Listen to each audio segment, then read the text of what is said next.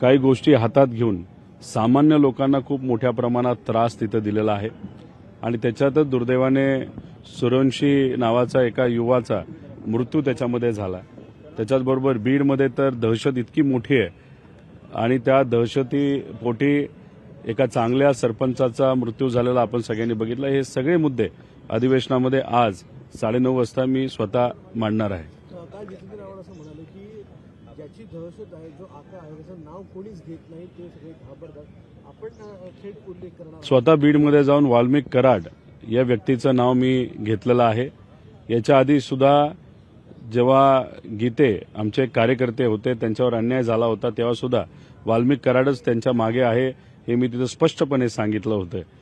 खरं तर काल परवा पंकजाताईंनी सुद्धा त्याच्यावर स्पष्ट भूमिका घेतली की सीआयडीकडे हा प्रश्न देण्यात यावा, नाहीतर त्याच्यावर सखोल चौकशी व्हावी। आता बीड जिल्ह्याला 2 मंत्री आहेत। एक मंत्री मात्र अन्याय जर होत असेल तर त्याच्या विरोधात कारवाई केली पाहिजे अशी भूमिका घेतात, पण दुसरे मंत्री काहीच बोलत नाहीत। ही खरं आश्चर्याची गोष्ट आहे। कैलासवासी मुंडे साहेबांच्या बाबतीत बोलायचं झालं तर त्यांनी मोठा कायदा आणला, मुंबईतून गुंडागर्दी काढण्यासाठी त्यांनी पुढाकार घेतला। ते आज असते तर बीडमध्ये खऱ्या अर्थाने अशी परिस्थिती असती का असा प्रश्न देवेंद्र फडणवीस साहेबांना मी स्वतः करणार आहे आणि आमच्या सगळ्यांची अपेक्षा आहे की देवेंद्र फडणवीस साहेब त्याच्यामध्ये लक्ष घालून हे जे काही मोठे गुंडे आहेत वाल्मिक कराड सारखे त्याच्यावर कारवाई ही केलीच पाहिजे आणि देशमुखांना तिथे न्याय मिळालाच पाहिजे अशी आमच्या सगळ्यांची भूमिका आहे।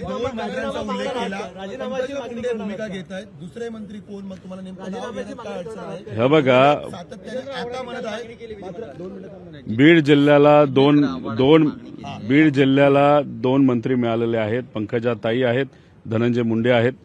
काल परवा पंकजाताईंनी स्पष्ट भूमिका घेतली की जर कुणी याच्यामध्ये सहभाग घेतला असेल नाहीतर ह्याच्या मागे जे कुणी असतील त्यांच्यावर कडक कारवाई ही झाली पाहिजे। सीआयडीकडे सुद्धा हा विषय गेला पाहिजे, त्याचं स्वागत केलं पाहिजे।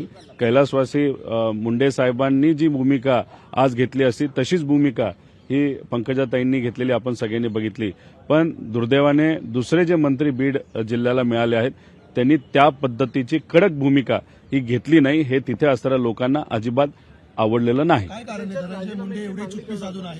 आता कदाचित वाल्मिक कराड हा त्यांचा खास कार्यकर्ता आहे।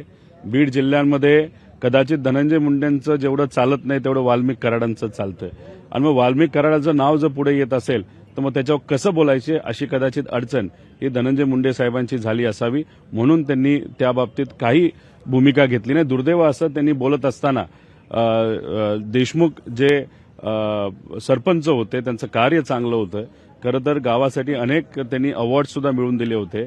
अशा व्यक्तीबद्दल त्यांनी बोलत असताना त्यांनी काय सांगितलं की आर्थिक व्यवहारातून ती घटना घडली, म्हणजे खरं हास्यास्पद आहे आणि दुर्दैवी गोष्ट आहे।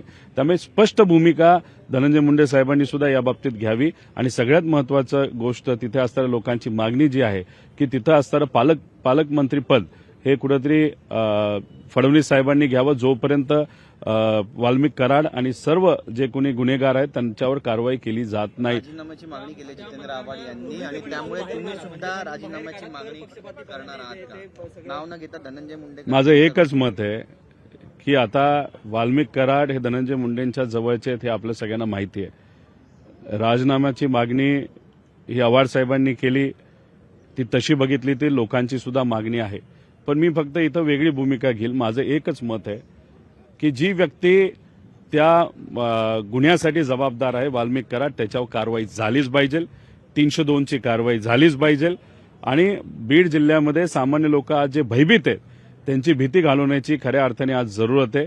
मुलींना सुखरूप वाटत नाही, सामान्य लोक आज भीतीमध्ये राहत आहेत आणि अशा परिस्थितीमध्ये कुठेतरी बीडची जी काही कायदा व सुव्यवस्थेची परिस्थिती अतिशय खालच्या लेवलला तिथे गेलेली आहे। प्रशासन सुद्धा सामान्य लोकांना सहकार्य करत नाही आणि ही भूमिका आणि ही परिस्थिती तिथे बदलायची असेल तर कडक कारवाई केलीच पाहिजे। जसं कैलासवासी मुंडे साहेबांनी भूमिका पूर्वी घेतली तशाच पद्धतीने कडक कारवाई आज करण्याची जरूरत आहे, पण मुंडे साहेबांनी त्या काळामध्ये जशी कडक कारवाई केली तशीच कारवाई देवेंद्र फडणवीस साहेब करतील का हा मोठा प्रश्न आहे।